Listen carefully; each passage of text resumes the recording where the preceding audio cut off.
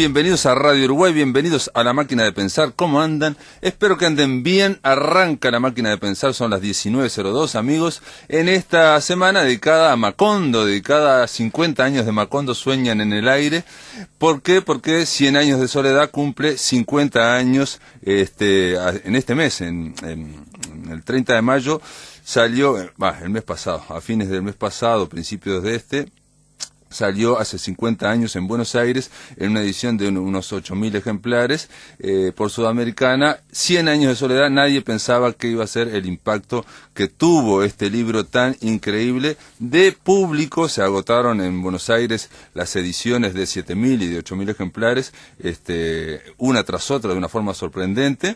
Y bueno, se habla de que tiene más de 40 millones de ejemplares vendidos en estos 50 años. En fin, es un bestseller de primera y a la vez tuvo una gran recepción crítica. Me acaba de llegar un regalo increíble, 100 años de soledad, un libro de tapas duras que sacó ahora Random House Mondadori y que es impresionante. Se trata de 100 años de soledad, ilustrado por Luisa Rivera. Se trata de una versión de la novela, reitero, en tapas duras, y que aparte, por lo que estuve viendo, en castellano no hay demasiadas ediciones ilustradas de este libro, que bueno, el tema de la ilustración ya saben, a veces puede ser feliz, otras veces no. En este caso, lo que manda aquí en estas ilustraciones, la verdad muy lindas, son los pescaditos de oro del coronel Aureliano Buendía que colgaba en el árbol. Ustedes ya lo saben, aquellos que leyeron la historia, y los que no, tienen que leerla. Pero para hablar de 100 años de soledad, vamos a irnos al 2007. Les pido por favor que escuchen este audio. La leí en noches sucesivas, sentado en un sillón que todavía está en mi casa, después que se dormían mis hijas pequeñas, y la leí de un tirón. Es decir, noches sucesivas hasta que la concluí. No tengo idea del tiempo. Sí que me marcó definitivamente. Fue la experiencia literaria más importante que tuve como lector y como vivencia, porque me dio un mundo total, me mostró de dónde era yo y a dónde tenía riesgo de ir a parar. 100 años de soledad me trajo a la conciencia mi identidad latinoamericana postergada por ciertos paradigmas educativos que me habían matrizado. Fue una ruptura y al mismo tiempo una fijación. Fue la experiencia más completa desde el punto de vista literario y particularmente narrativo, la experiencia y la vivencia más completa, más totalizadora, más abarcadora y comprometedora. De ahí que nunca más la releí completa. Solo vuelvo a ella para buscar episodios, fragmentos o pasajes que me vienen a la memoria o que deseo evocar o revivir. Pero esa experiencia completa, nunca más. No hay persona que no, letrada, digamos así, para entendernos, no hay persona que no la disfrute. Creo yo que tiene una concepción del tiempo modernísima, vinculada a los conocimientos y a la filosofía, al conocimiento científico y a la filosofía de la ciencia por la segunda mitad del siglo XX. ¿Verdad? Época en que las ideas de simultaneidad, las teorías del caos, de la ruptura epistemológica, de ciertas ideas convencionales relativas al tiempo y al espacio, la puesta en discusión o en cuestión de la propia teoría de la relatividad de Einstein, ¿verdad? Generaron por entonces la ampliación de un universo mental donde el tiempo es también materia de juego, donde el tiempo se espacializa en la psiquis de los personajes. Entonces tiene distintas dimensiones, diferentes transcursos, diferentes velocidades. Hay un conjunto de rasgos míticos, sobrenaturales, mágicos, maravillosos, que están en correlación con el llamado realismo mágico de por entonces, porque la década del 60, sobre todo finales del 60, principios de la década del 70, marca la irrupción de esa pléyade de escritores extraordinarios en América Latina, que son los segundos grandes reconquistadores de la patria española de la lengua, y la redefinen como una patria hispanoamericana. Esa es nuestra lengua, la lengua hispanoamericana. Muy bien, amigos, estamos escuchando este audio del año 2007. Supongo que habrán reconocido la voz. Es la de el escritor, el poeta, el profesor Ricardo Pallares. Ricardo, ¿estás ahí? Estoy aquí escuchándote y escuchando esa grabación que me pareció muy oportuna. Al menos seleccionaron la parte más clara, más vigente, y la ratifico en todos sus términos, desde todo punto de vista. Y me alegra mucho esa noticia que diste de la venta masiva de las reediciones de la novela, porque yo te iba a plantear justamente que el modo de celebrar una obra literaria y a un creador es leyéndolo, y que las nuevas generaciones que todavía, aquellos que todavía no la han leído, tienen reservada una experiencia realmente muy rica, muy competitiva, capaz de hacernos procesos de maduración interiores insospechados y siempre positivos. De acuerdo. Yo siempre digo que 100 años de soledad es una recomendación que hasta ahora no me ha fallado nunca, y en general con la gente joven. En esta edición que acaba de sacar Random House Mondadori, que es de tapas duras, lo que tiene al comienzo, porque hace poco se lo comenté a una chica joven de unos 18, 19 años, y me dijo, yo la empecé a leer pero me confundían los nombres, me dice, se llaman todos iguales. Y bueno, esta edición de Random House Mondadori viene con lo que sería el árbol genealógico, algo que el propio Gabo García Márquez se negaba, o sea, él estaba en contra de publicarla con el árbol genealógico. Yo confieso que cuando la leí la primera vez, tendría unos 15 años, y me dejé, envolver, y no me importó nada ver cómo los nombres se van como repitiendo, solapando, porque todo el tiempo, toda la novela parece avanzar en espiral, ¿no? Como algo... Claro. Y como se trata de una estirpe, los unos heredan a los otros, y todos en definitiva llevan adelante una aventura vital que es la historia completa de Macondo. Claro.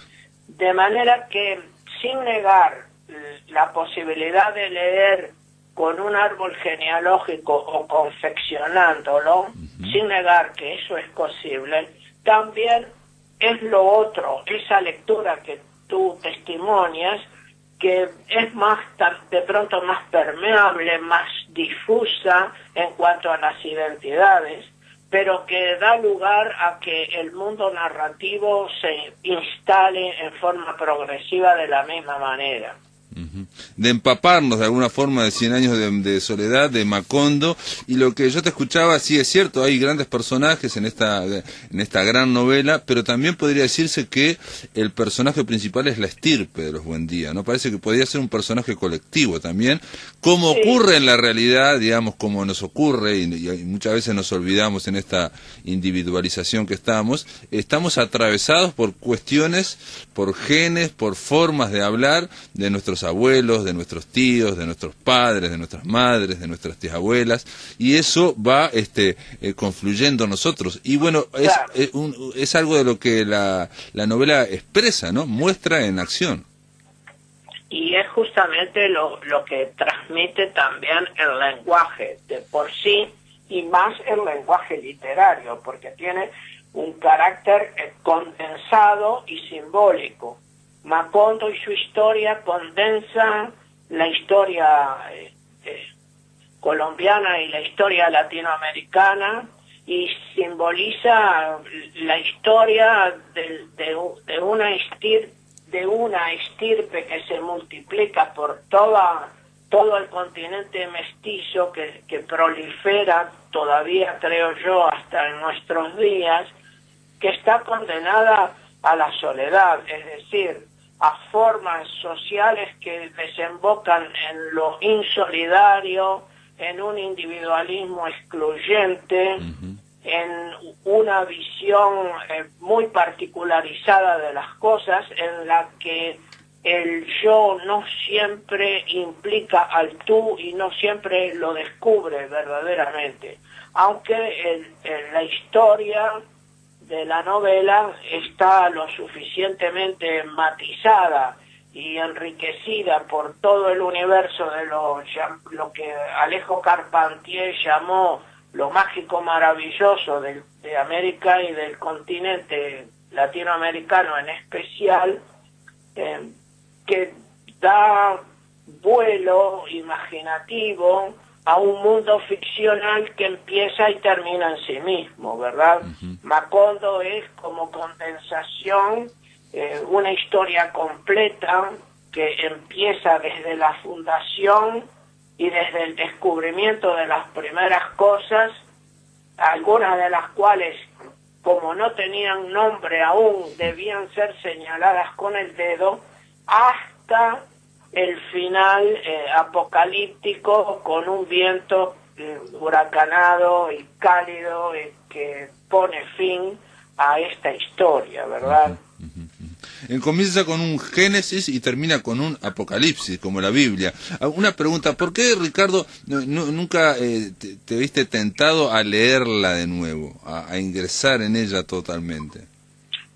Mira, porque así como esa necesidad de conocer o hacer el árbol genealógico de 100 años de soledad remite a una especie de paradigma racionalista que gravita en todos nosotros, una especie de necesidad de entender precisa y claramente todas las cosas, que es un paradigma y una remisión a un valor de idealismo filosófico, porque ni la vida, ni el mundo, ni gran parte de sus cosas se pueden entender. Claro. Y sin embargo queremos entenderlas. De esa misma manera, creo yo que tenemos cierta visión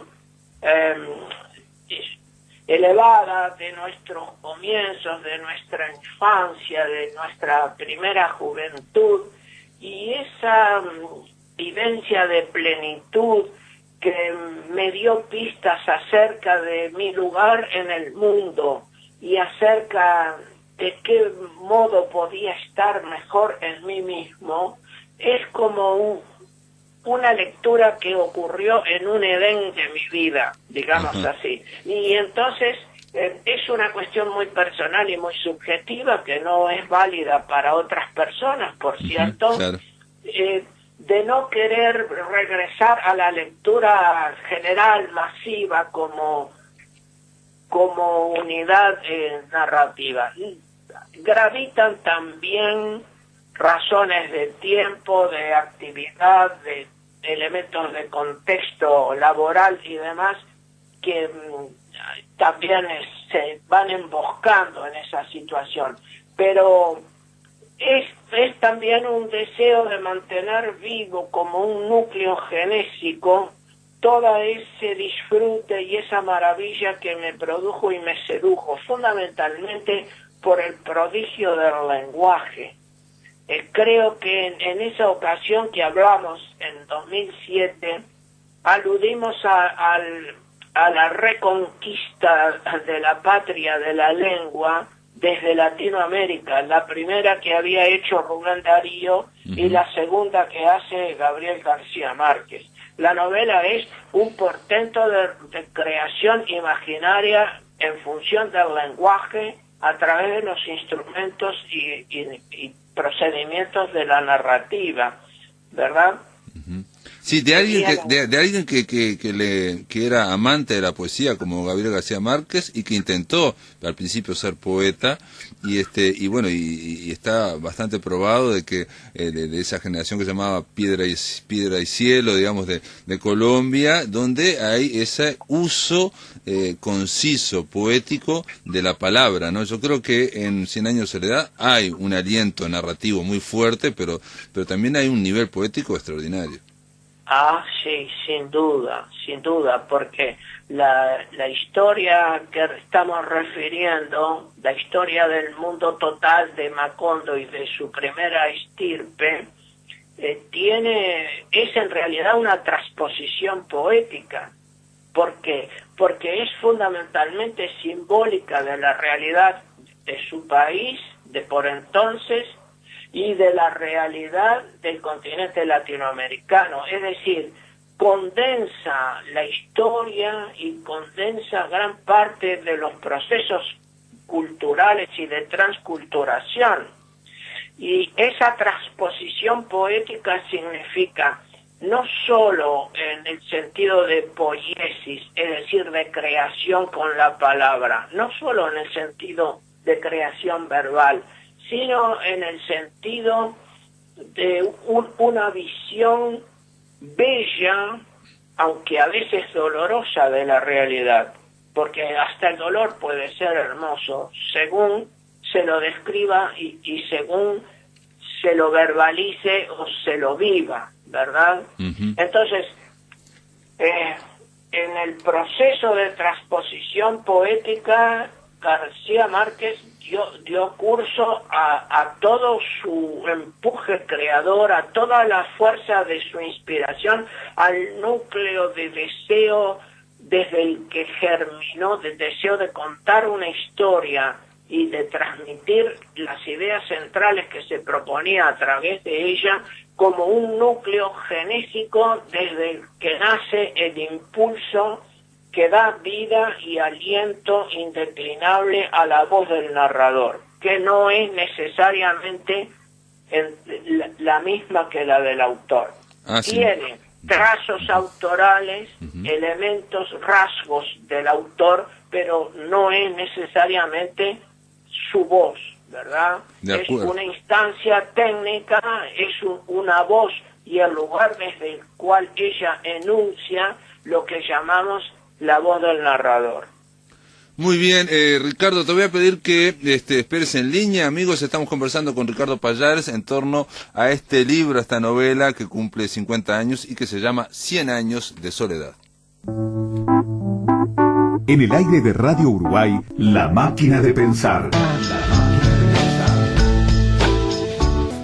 En ese momento la población fue estremecida por un silbato de resonancias pavorosas y una descomunal respiración acesante. Las semanas precedentes se había visto a las cuadrillas que tendieron durmientes y rieles, y nadie les prestó atención porque pensaron que era un nuevo artificio de los gitanos que volvían con su centenario desprestigiado dale que dale de pitos y sonajas pregonando las excelencias de quién iba a saber qué pendejo menjunje de jarapellinosos genios jerosolomitanos. Pero cuando se restablecieron del desconcierto de los silbatazos y resoplidos, todos los habitantes se echaron a la calle y vieron a Aureliano triste saludando con la mano desde la locomotora, y vieron hechizados el tren adornado de flores que por primera vez llegaba con 8 meses de retraso, el inocente tren amarillo que tantas incertidumbres y evidencias, y tantos halagos y desventuras, y tantos cambios, calamidades y nostalgias había de llevar a Macondo. Este es uno de los finales de algún capítulo que lo abrí al azar. Amigos, estamos en La Máquina de Pensar, estamos conversando con Ricardo Pallares. ¿Qué te parece, Ricardo? Parte de esta novela es eso, el Edén, el paraíso, digamos, ¿no? O sea, el subdesarrollo, el tercer mundo que choca con la modernidad, con el capitalismo. Sí, yo creo que hay mucho de eso. Si pensamos, por ejemplo, en la historia de la empresa bananera, y aquel ferrocarril cargado de trabajadores de oscuro final, alcanza. Creo que alcanza. pero no responde, según me parece, Sí. a un plan o a un planteamiento de carácter político en el sentido restringido de una postura o de una ideología en particular. Se trata de una visión de conjunto, ¿verdad? Entonces, las articulaciones de Macondo con el mundo exterior que existe y del que se van teniendo pequeños indicios, son por lo común muy traumáticas, aunque al comienzo están mediadas por la gestión de Melquíades y de los gitanos, con todo el mundo mítico que ellos arrastran. Pero este Melquíades que guarda los secretos y sobre todo los pergaminos que finalmente concluyen con sus profecías, este Melquíades está como un referente externo al mundo, aunque tiene la omnisciencia que corresponde a la historia que tienen sus pergaminos. Es una especie de metanarrador, como es Siriamente Benengeli en el Don Quijote de Miguel de Cervantes, ¿verdad? Tiene un conocimiento profundo y tiene el contexto y reúne un discernimiento acerca de pasado y de futuro de una manera muy peculiar. Es también un activador del mundo de lo extraordinario, del mundo de lo mágico, que por otra parte está con distintas características en Comala, la ciudad o región imaginaria de Juan Rulfo, o también en la Santa María de Juan Carlos Onetti, aunque con rasgos peculiares y más próximos a las realidades del Río de la Plata, o a la Lima difusa, porosa, ambigua que está en la narrativa de Vargas Llosa. De manera pues que se trata de un fenómeno compartido por otros creadores, o compartido en su génesis por otros creadores de enorme importancia en la historia de nuestra literatura reciente. Sí. Bien, así que todo lo extraordinario, a veces lo esperpéntico, lo hipertrófico, lo maravilloso, lo insólito, y eso como parte de la realidad, elaboran un mundo que es feérico, extraordinario, lleno de elementos pintorescos que están en toda la realidad de América Latina y también en la uruguaya, aunque no estemos entrenados para mirarla. Es importante esto que estás diciendo. Yo me acuerdo cuando viniste hace muy poco a presentar estuvimos hablando de tu libro Memoria e Invenciones, y yo te dije que había una estampa, digamos un texto, un breve texto narrativo tuyo, digamos Memoria e Invenciones básicamente son textos narrativos, que yo te dije, lo que vos contás acá podría aparecer en 100 años de soledad. Porque se trata de una pareja bailando cumbia y donde él le dice a ella que le avisa que está embarazada, o sea que de alguna forma sabe que va a estar embarazada, y que él se va a casar con la niña que va a nacer ahí, y luego lo cumple. Sí. Pues, bueno, mira, mientras hablamos me ha venido paralelamente a la memoria una serie de cosas, pero recuerdo un episodio de un ferrocarril en el interior que corría entre dos localidades con 1 o 2 vagones. Yo viajaba hacia el otro extremo para dar una charla en aquel liceo de la ciudad de destino, y de pronto vi que en el pasillo del vagón, sobre un cajón de bebidas dado vuelta, estaban jugando al truco 2 personajes. Y miré bien a uno de ellos que me resultaba cara conocida, y era el maquinista de la locomotora. Iba sola porque le había fijado el acelerador y la máquina iba sola hasta que alguien le alertó que se veía en el horizonte un gaucho, un paisano que venía a caballo y que iba a perder el tren. Pues paró la máquina, puso la marcha atrás, retrocedió hasta la portera que correspondía a aquel lugar y esperamos al hombre que llegó, ató su caballo y se subió al ferrocarril. Y eso ocurrió en el Uruguay, claro, y claro. no en los tiempos de la fundación. Me tocó vivirlo Claro. en los primeros años de la década de los 70. Ujú. Bien, Sí. entonces hay una cantidad de rasgos, de aspectos extraordinarios, insólitos, propios de un mundo irredento que ha querido borrarse por parte de las mentalidades de racionalistas, de positivistas y posteriormente por los paradigmas economicistas, ¿verdad? Y una mirada europea también, Claro. mirada urbana, europea, digamos, eurocéntrica, que, digamos, esto que estás contando, digamos, lo desecha o no lo ve directamente, es invisible. Ahí está. El maestro Valdía, José María Valdía, él decía que lo que cuenta Cien años de soledad es básicamente las mismas guerras civiles de blancos y colorados que él escuchaba de sus abuelos, digamos, las mismas historias. Lo que pasa que ahí está la magia de García Márquez, que logra elevarse por encima de la historia colombiana y se convierte en una, como decías vos, en una condensación de toda América, ¿no? De toda Latinoamérica. Exactamente, porque esas historias de las luchas políticas y fratricidas se pueden homologar con las otras historias particulares en las naciones, en las demás naciones latinoamericanas, ¿verdad?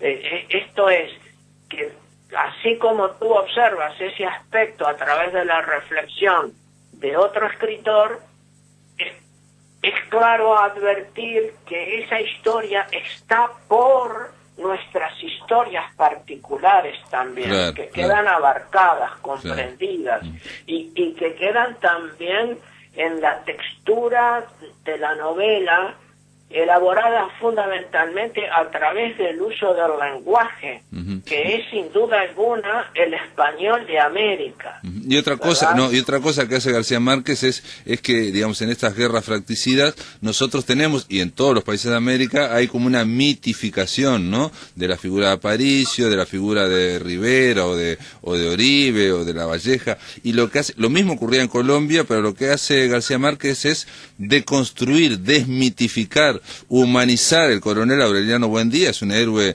bastante humano y bastante, digamos, muy perfectible. Sin embargo, al final lo desmonta ese mito y termina haciendo otro mito, ¿no? O sea, el coronel Aureliano Buendía termina con la altura de otro mito también, ¿no? Entonces, aquí no se hizo esa operación, ¿me explico?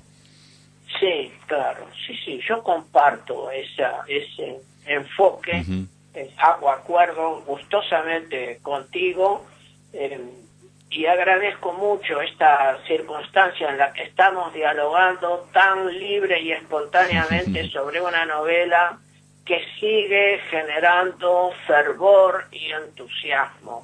Y creo que debemos porfiar buenamente en un llamado a la lectura, aunque sea lecturas fragmentarias como las que hace quien habla, pero lecturas al fin. Ricardo, otra cosa que mencionaste en el primer bloque, y si te parece para ir terminando la charla, pues me gustaría que mencionarlo y pedirte que te explayaras un poco, es la idea de que esto, de pensar la novela como una novela hispanoamericana, ¿no? O latinoamericana, digamos, pensarla como una novela continental, digamos, viendo la literatura más allá de lo que es la literatura uruguaya, más allá del espacio aéreo de cada de estos países, ¿no? De Argentina, de Chile, de Perú. Me gusta eso porque me parece interesante. Quizás fue de las últimas novelas, capaz que estoy errando, ¿no? Tal vez me le erro, de que se la vio como eso, como un avance narrativo continental. Sí. Sabes que en estos días he estado pensando algo que no concluí de formular, ni siquiera como idea, pero me animo a conversarlo contigo por lo tanto participarlo con tu auditorio, que por cierto es muy calificado. Y es que en algún momento he pensado o sentido, o ambas cosas, que el efecto mancomunador y de expresividad representativa de nuestro continente, que tuvo y tiene 100 años de soledad, tendría un equivalente en el pasado, no porque yo quiera hacer comparación, ¿verdad? Pero tendría un equivalente en el pasado con la gesta literaria de José Enrique Rodó y posteriormente con la gesta literaria de nuestro periodista, aunque no precisamente un narrador, que es nuestro... Ay, por favor, que se me escapó se te fue el nombre. No, porque José Enrique Rodó... me quería referir, perdón, sí, a Eduardo Galeano. Ah, Eduardo Galeano. Ah, bueno. Ahí, retomo.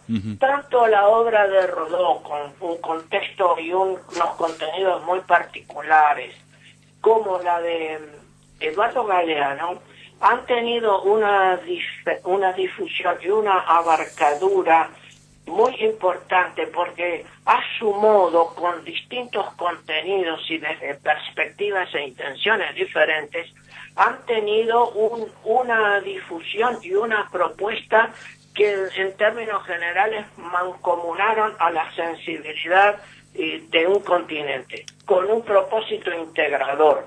Correcto. Aunque no hayan alcanzado enteramente a las etnias aborígenes, por ejemplo. Pero los dos, tanto Rodó con Ariel como Galeano con su narrativa, ofrecen como una expresión de una Latinoamérica posible, digamos, ¿no? Pueden errarle o no errarle, pero digamos, fue una expresión y sobre todo que a nivel masivo mucha gente la tomó, como diciendo, bueno, por acá va América Latina, por acá va este subcontinente.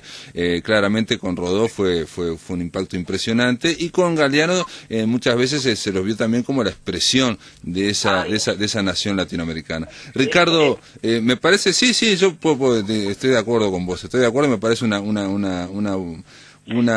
pensamiento original. Una idea o una reflexión a tener en cuenta, sin que yo ni tú pretendamos hacer comparaciones de calidad, el uno con el otro, porque además Rodó tenía un programa de educación moral y ciudadana y humana, y Eduardo Galeano no tuvo precisamente un programa de educación moral, sino un programa testimonial y reivindicativo. Y García Márquez no instala un programa en este sentido, sino que instala una saga narrativa muy importante. Y no podemos olvidar que Macondo se fundó narrativamente hablando en el año 1955 con su relato La hojarasca.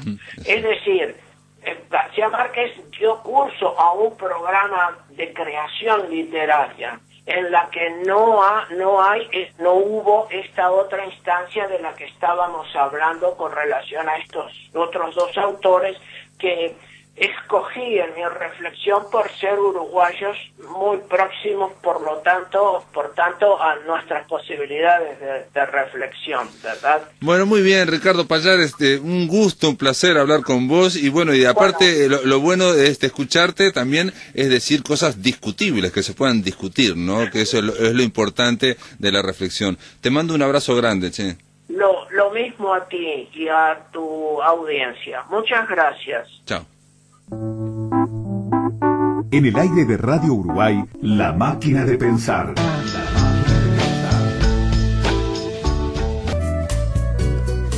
Muy bien, amigos, y ahora en este tercer bloque de La Máquina de Pensar vamos a darle la bienvenida a una escritora que escribió una novela donde hay un personaje, que uno de sus personajes es un tal Gabriel García Márquez. Claudia Mengual, ¿cómo andás? ¿Estás bien? ¿Cómo te va? Muy bien, muy contenta de estar acá después de muchos meses, pero bien, contenta. La verdad que sí, supo hacer una gran columna Claudia Mengual, la pluma y el La pincel. pluma y el pincel. Casi se me olvida, por Dios mío. Exacto. Y donde vinculabas lo literario y la pintura. Y en este caso, Cartagena, tu última novela, es un viaje casi para conocer a Gabo. Sí, porque en realidad Gabo aparece como un personaje, que es la primera vez que me animo a introducir un personaje real. Yo tengo mucho pudor con la intromisión de la realidad con nombres y apellidos. Incluso la novela histórica para mí es un subgénero que me da pudor, esa es la verdad. Respeto a quienes la hacen, pero yo no he incursionado. Y esta vez me animé porque tenía ganas de rendirle ese homenaje al escritor Gabriel García Márquez, ¿no? Separo el escritor del ser humano porque yo no lo traté, entonces realmente hago la distinción. Pero funciona en Cartagena ese final con Gabo, donde se van a hablar y bueno, se logra al final conocerlo, realmente a mí me encantó, me gustó mucho, bueno, me encantó sobre todo no es fácil, como decís vos, que viva, digamos, un personaje que ya lo conocemos, una persona, en este caso de los medios, ¿no? Con esa exposición mediática, que viva, que funcione dentro de una obra de ficción, ¿no? Y al final, sobre todo, ¿no? Mira, cuando se hizo la presentación de la novela en la ciudad de Cartagena de Indias, fueron familiares de Gabo. Y cuando me avisaron que había, dije, bueno, ¿a qué habrán venido? Pensé yo, porque, claro, uno se pone muy nerviosa porque efectivamente hay una cierta insolencia. Uno hace hablar al personaje, pone en su boca palabras que nunca dijo. No, y finalmente fue muy entrañable, fue una recepción muy cálida y agradecida. Porque digamos que el Gabriel García Márquez que aparece en la novela es el de la última época, es el viejito y sobre todo el que ya estaba en esa especie de limbo donde la realidad, la cordura y la locura no estaban muy claras, ¿no? Pero aún así ¿no? Exactamente, pero aún así con lucidez y con sabiduría, porque a mí me gusta pensar que la locura de Gabo o la pérdida de la realidad, digamos, de contacto con la realidad de Gabo fue distinta, ¿no? Es decir, tuvo también componentes de su capacidad creadora. De pronto se perdió en Macondo, ¿no? En su mente, y eso alivia un poco la angustia de pensar que el final fue bastante duro.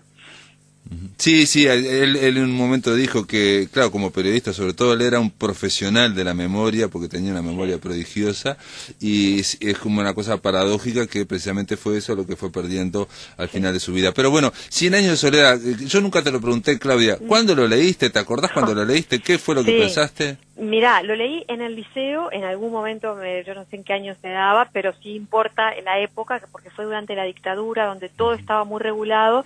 Y fíjate tú que ese libro que daba para hablar muchísimo, sobre todo de la libertad, yo imagino que los profesores estarían muy restringidos en la manera que tenían de darlo. Entonces, el recuerdo que yo tengo de 100 años de soledad fue de haber tenido, fíjate qué horror, de haber tenido que hacer el árbol genealógico de los Buendía. Así que yo leí 100 años de soledad con una regla y un lápiz, y con una hojita cuadriculada adelante. Fue una tortura, Pablo, lo odié. Pero porque te lo habían mandado, el profesor te lo había mandado. Es que la literatura prácticamente no cabía la interpretación. Lo que había era como una especie de informe o de cassette que el profesor te daba y era lo que había que repetir, pero era un momento donde, digamos, no era bien visto pensar y estimular el pensamiento crítico. Entonces, los profesores hacían lo que podían y bueno, y fíjate que para un adolescente, que ya de por sí ese libro es un desafío, tenés que hacerlo ingresar desde el goce de la lectura, no desde la ingeniería del libro, mucho menos un árbol genealógico.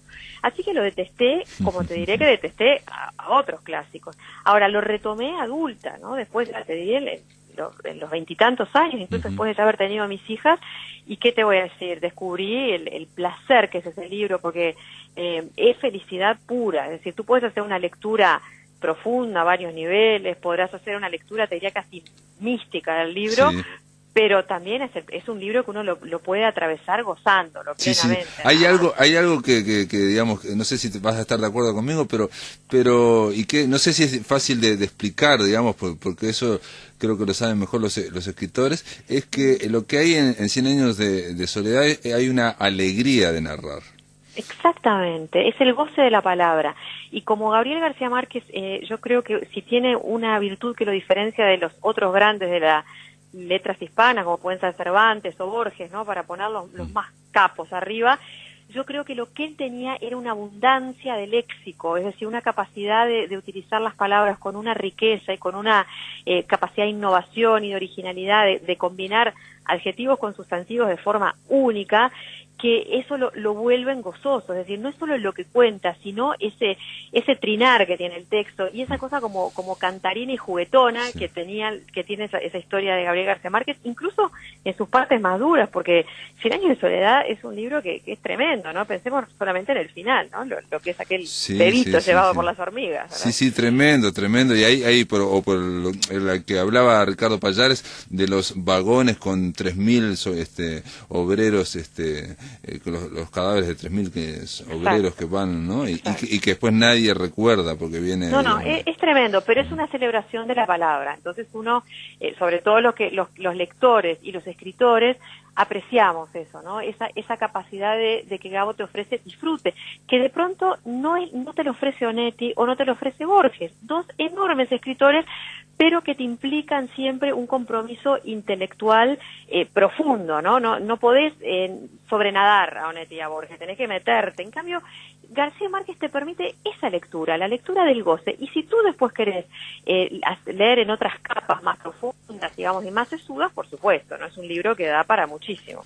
Sí, bueno, es la característica, esa virtud que obviamente yo creo que todo el mundo envidió, que es de hacer alta literatura, pero que a la vez sea muy accesible. Vos dijiste de Borges llegó a decir en una de esas declaraciones, le dijeron, pero usted leyó 100 años de soledad, claro, era un furor que había, y él dice, no, con 50 me bastó. Qué bravo, bueno, era bravo, cuando ironizaba. Es tremendo. Bravo, y Onetti también le dijo, eso me lo contó Hugo Giovanetti Viola, es que él estaba fascinado por Cien años de soledad y Onetti como que no le hablaba tan bien o de tanta fascinación, entonces le preguntó, pero ¿a vos qué te pareció? Y Onetti dijo, pero ¿no te das cuenta que en la segunda mitad del libro saca los mismos conejos de la misma galera? Y bueno, porque hay algo de espiral, hay algo de reiterarse en la segunda mitad, es cierto eso. Pero uno está tan entusiasmado que sigue. Claro, y además es cierto que por momentos es caótico y que por momentos uno no sabe en qué número de Aureliano va, y justamente esa es la maravilla del libro, que tú tenés que deslizarte por el libro y finalmente la lectura esa que yo te digo que es la gozosa, no es la de entender, es la del disfrute, y en eso funciona. Ahora, hay que decir, por estos comentarios que tú haces de Borges y de Onetti, que a Gabo le costaba mucho escribir. Él dice en una entrevista que le hace la televisión española en el año que gana el premio Nobel, él dice, en un buen día de escritura, entre las 9 de la mañana y las 2 de la tarde, con suerte produzco una carilla. Entonces hay que pensar que eso que uno siente que fluye, en realidad es producto de un enorme trabajo.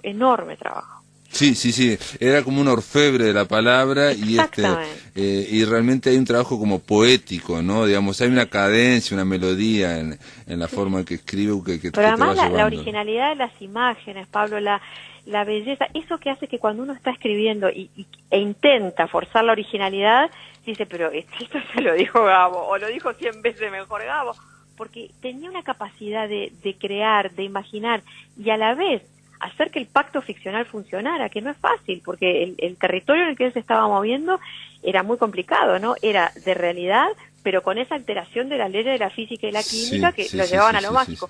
Sin embargo, él hacía que funcionara. Y eso él se arriesgó mucho también. Por ejemplo, él dice que la escena más famosa de Remedios la Bella, donde está tratando hay mucho viento y está colgando las sábanas, y entonces se va volando hacia arriba, como si fuera la Asunción de la Virgen María, y entonces él se la dio a varios amigos porque decía como que para ver si no estaba tirando demasiado la piola, y también le dice a otro amigo en una carta, mirá que hay un personaje que lo matan y que el rastro de sangre va caminando por todo el pueblo, va doblando las esquinas hasta que llega a la madre.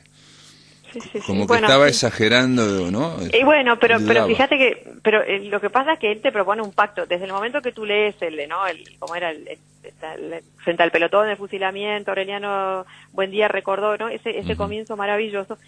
Y bueno, y en esa primera página aparece Melquíades y la cuestión de Macondo, donde las cosas no tenían nombre, y lo de los imanes. Tú ahí decís, bueno, yo estoy entrando en un territorio donde lo que me van a proponer no es la realidad concreta, la que yo conozco, y haces ese pacto ficcional, y funciona, y eso no siempre pasa. No, tampoco fue un creador del realismo mágico García Márquez, otro error conceptual que a veces se tiene. Ahora, no sé si me lo vas a preguntar, pero déjame decírtelo. Yo de todas maneras creo que el libro más acabado desde el punto de vista técnico del Gabo es Crónica de una muerte anunciada. Para mí es una opinión absolutamente mía y muy personal, pero ahora te lo digo como escritora, ¿no? Cuando uno toma ese texto breve y ve la ingeniería de ese texto, que además propone ese desafío maravilloso de desandar una historia, a mí me resulta perfecto. O sea, yo si tuviera que quedarme con un texto de Gabo, entiendo que el buque insignia sea 100 años de soledad, pero yo elegiría Crónica de una muerte anunciada. Sí, muchos dicen que, bueno, esto también son esas cosas que se dicen, es que, bueno, cuando él se tradujo al inglés 100 años de soledad, bueno, prácticamente con eso ganó la mitad del premio Nobel, digamos, por más que había escrito solamente 3 o 4 libros antes, y que cuando sacó Crónica de una muerte anunciada, como que fue, bueno, la guinda de la torta, ¿no? Ahí, al año siguiente, bueno, premio Nobel de literatura, o sea, como que confirmó. Yo creo que a mí, por ejemplo, a mí me gustó mucho El otoño del patriarca y no está tan visto ni mucho menos, pero bueno, es cierto que es un libro casi perfecto, es una novela corta casi perfecta, ¿no? Donde en la primera línea se dice el día que lo mataron, ¿no? Que iban a matar a Santiago Nazar, y genera suspenso igual, uno quiere que no lo maten y sabiendo que en la primera línea ya lo anunciaron, sí. Exactamente, y ahí está una cosa de la que muchas veces hemos hablado, que no importa saber quién es el asesino, o sea, no importa el final tantas veces, sino el trayecto. Y esto es importante decirlo porque hay a veces como un lector un poco perezoso que está preocupado por el final, ¿no? Y te dice, no, pero no me estropees el texto, no, pero el texto es todo. El final es un detalle de la historia, y si un texto vale solo por el final, y la verdad es que es muy pobre, ¿no? No, es que en realidad, como yo creo que en todo arte, no solamente literario, lo importante es cómo lo haces, ¿no? O sea, el argumento, las historias ya sabemos que no hay muchas, pero cómo lo haces, ese es el tema, ¿no? Exactamente. Claudia Mengual, gracias por estar en La Máquina de Pensar, gracias por ayudarnos a terminar, digamos, terminar no, pero seguir, estamos a jueves, mañana vamos a terminar la semana de cada señora 100 años de soledad, pero bueno, yo la escucho a Mengual y ya digo, ya está, ya se viene el fin de semana. Mira, gracias a ti por invitarme, porque es divino hablar de Gabriel García Márquez, y además es una sensación de que está todavía, ¿no? De que estos tipos no se mueren porque nos dejaron su literatura, así que un placer, Pablo. Sin duda está en su literatura, y son esas personalidades fuertes que de alguna forma se traspasan a través de los libros. Amigos, se terminó La Máquina de Pensar, nuevamente gracias a Claudia Mengual. Mañana vamos a llamar a Maldonado para hablar con Ignacio Fernández de Palleja sobre su poemario Poemas que le dieron la vuelta al sol, y para hablar de 100 años de soledad, y va a estar con nosotros la columnista Gladys Franco hablando de una novela que es impresionante, creo, yo no la leí, que se llama Ana, de Niccolò Amaniti, que es un italiano, que, bueno, vamos a hablar de esa novela mañana. Que lo pasen muy bien, amigos.